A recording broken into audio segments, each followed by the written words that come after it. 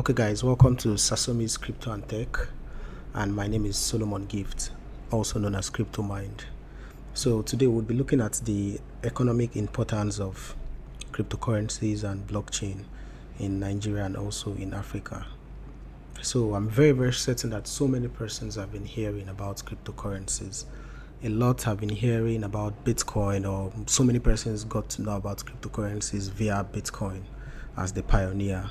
And no doubt, so many persons in Africa, a lot of persons, not just in Nigeria, in Africa, don't really have an idea about what cryptocurrencies are or the opportunities there.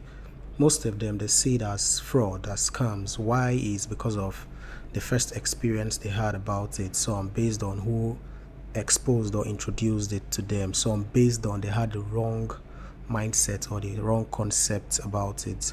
And most of them went into cryptocurrency via participating in so many Ponzi platforms, and this has affected so many persons in the course of time, and it has given them a wrong notion and a wrong perspective about what cryptocurrencies are, not to talk of what blockchain is actually. So once you mention cryptocurrencies to so many persons in Africa, they just be like, no, they don't want to know what it's about because of that first-hand experience, and you wouldn't really blame them. So in Sasomis now, what we are doing is we're trying as much as possible to sensitize Africans, people all over the world that don't know about blockchain. Wherever you are, we're in an internet age. You can always get access to us. You could call us, you could follow us on Twitter. You can also watch our videos. You can also request for things you want us to talk about. So basically, we are exposing the world to cryptocurrencies. And today we'll be talking about the opportunities that cryptocurrencies bring into the African economy. Here on my screen, we can see just the basic statistics of cryptocurrencies today. Here we have CoinMarketCap. Here we have a video on our platform about CoinMarketCap that explains what you can do with CoinMarketCap. So here you just see the basic cryptocurrencies you have. They have a list of all the cryptocurrencies in the world. Yeah, at least the ones that are recognized. You can find them here. Their market cap, circulating supply, the price, trading volume, and every other thing. And it's quite sad that so many persons know nothing about this. Okay, let's dive into the opportunities that are in the crypto space. So here on my screen, you can see Pulse. Pulse is a platform. Pulse.finance is a platform that was launched barely 2 months ago. Yeah, they did their IDO January 2021, so they're not even up to 2 months old, and they've done their first IDO. And an IDO is an initial DEX offering where investors get to donate funds for upcoming projects like startups. So it's something that is really trending in the 2021 crypto space, and so many platforms are taking advantage of this to at least raise funds and bring up their ideas. Now it's quite sad that in Africa, due to the low crypto knowledge and the very low blockchain knowledge, most developers do not know about this. There are developers out there that are building different kind of applications and software that in the real world they do well, but because they don't really know about blockchain or about cryptocurrencies, they've been unable to think of ways that they can further help improve the whole cryptocurrency ecosystem, both in Africa and outside Africa. And if you ask me, that is a major gap, because in the world currently there is a high shortage and high demand of developers and programmers. Like, the demand is so massive that once you present yourself these days as a cryptocurrency developer or a blockchain developer, instantly you'll be given a job. You can be a freelancer. If you want a full-time job, you get one. If you want to be a freelancer, you can be that. And also, if you have your own ideas, you can just mold them, gain access to funds, and I mean, the sky is your limit, because right now this space is still in its infancy. It hasn't been utilized up to 30%, if you ask me. And Africa is not there yet. Africa is really backward. If you ask me, Africa is very much backward. And that's why we here at Sasomis, we are trying our possible best to educate. And you just can't skip the basics and start educating anyone about how to code a blockchain, what to do and what not to do, the platforms that they can run decentralized apps and other stuff. You can't just do that yet. You need to start from the basics they need to very much understand the basics. By so doing, they'll be able to appreciate the ecosystem that they are jumping into, and they can think out of the box for so many other things and protocols that are not yet in this ecosystem. So here now, Pools was able to raise funds for their IDO, and afterwards they've hosted their first IDO in the platform. So Pools basically, they're just a launch pad among so many other features that they plan to support in the future. But for now, they're a launch pad for upcoming projects. You can come up with your project idea, you fill the form, create your tokens, and meet investors. After your idea has been vetted and every other thing has been done, you can now be exposed to an array of investors that can fund your project and give you other relevant support so that you can kickstart and start making good use of the funds and also implement your ideas.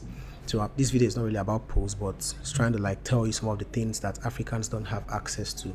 So certainly now you rarely or barely find any African project on the Pools platform, and it's not the fault of Pools. It's not the fault of those in the cryptocurrency space or in the blockchain space. No, it's actually based on the fact that Africans have not yet been exposed to this whole idea of cryptocurrency. So what this means now is Africans are losing in this part. They're very much losing, and I'm scared because they might come to find out about this in the next 3, 4, 5 years, and it's quite crazy. And the cryptocurrency space is evolving so fast. 2017 was the year of ICOs. So much funds was being raised, and Africans missed out on that. And afterwards, we had 2018, 2019, which was IEO, initial exchange offering, and Africans still missed out. And now we're on IDOs, and they're still missing out. So if you ask me, it's so bad. Now next we'll look at POCO Starter. Now POCO Starter 2 is also a platform where a launch pad where you can raise funds for your projects. It's running on Polkadot though. So here you can see upcoming projects. You have Superfarm, you have Public Mint, Poker Market, Fractal Protocol, and you have the other one. It's today. You have the public and private pools, you have the umbrella which has ended, you have all the sources that have ended, and so much others. And Africans have missed out on this. But the African investors, they missed out in investing in these projects. Now these are projects that if you had invested in this project during the public sale before they all went live, your investment of about $100, take for example paid network, your investment of about $100 on paid network would have been about $2,000 right now, and this was barely in 40 days. Now it would not always be like this, but this is how it is right now. And Africans, both the investors, they are missing out on this. And that's where you get to know that information is power. There's so many persons out there that have the funds in excess, but they're definitely missing out on this because they don't have the information. Some, they've read about it, but the whole thing still doesn't make sense to them, and they don't want to trust it because there's so many scams online. And that's why we have these launch pads trying to streamline and mitigate the risk for investors. And it's quite sad that Africans are missing out both ways, both in the aspect of investment and also in the aspect of utilizing the core crypto and blockchain technology. That really hurts me. So back to Pools. Here investors can find any of the projects, research about them, read on them, what they do, and afterwards throw in some cash, $100, $200, and they have set the whole process such that you can't really cheat the system, in the sense that even if you're worth millions of dollars, you can't invest more than a certain amount. Yeah, they've actually done all of that just to make it a level playing ground for everyone and keep it simple and direct. So I think my network is very bad. I'm trying to load what Poker Market is all about, so you could just see. Okay, yeah, the network is actually quite bad. So next we'll look at decentralized applications. This was like the very beginning, 2016, 2015, 2017. They were screaming dApps on Ethereum. And so many persons, I remember then Ivan on Tech started his whole training school, which I subscribed for. That was sometime around 2017, and I subscribed for his first training. That should be early 2018. Yeah, I subscribed for that. His first training course, which was at a discount of about $99, about blockchain 101. Despite the fact that I've been in the space since 2015, 2016, I just still had to brush up. And I also did his first course on Ethereum 101, which was really, really nice and helpful, if you ask me. Now then, so many developers, so many newbies, so many persons that didn't even know about development, they had to migrate based on key interests and the love of knowledge, and because they were curious and wanted to know about what this whole blockchain and crypto space is all about. They had to migrate down to the decentralized system. They took out their time to study about Ethereum, what Ethereum is all about, ERC20 tokens, ERC721, ERC1155. They studied about all of that, and most of them decided to major on ERC20, creating of decentralized application. So this video is not actually to explain what decentralized apps means, but I'll just throw a little bit of light on it. So what this means is you have your school accounting system running on a browser, on a website. Imagine having that school accounting system running on a blockchain. That's what Ethereum does. Ethereum lets you, instead of going to create your own blockchain, you can harness the power of the Ethereum blockchain to create any form of decentralized application. So you can build almost anything on the Ethereum blockchain. Although these days it's actually quite slow, and that's why they're trying to scale up with the Ethereum 2.0, and they have so many other layer 2 protocols trying to come on board to see how they can scale up and increase transaction speed and all that, and processing times and all that. But so far so good. It's been performing really, really nice, like really, really nice. And between 2017 and 2021, we have over 200 decentralized applications that have been deployed on the Ethereum blockchain, and it's really, really great. And to think of it, you find out that of all these apps that have been deployed, the ones from Africans, it's barely 1%. Like, it's quite low. Yeah, it's really, really quite low. And it's not like Africans don't need these decentralized apps. They need it a whole lot. But the problem now is they don't know. And once you don't know about something, there's nothing you can do. There are so many smart developers in Africa, but they don't know. And that's just it. So here you can see that gap that Africans are missing out. They are losing out. I mean, the economy, there are so many apps that are relating to our finance industries that can actually be deployed via smart contracts, and till date we've been unable to do that because the information is lacking for the developers and also for those in high positions that can implement this. Even those holding most of the high positions, they don't really know about this. There's no person to bring that idea to them, no credible person to talk them through, to explain this to them. No one. So you won't really blame them sometimes. You wouldn't.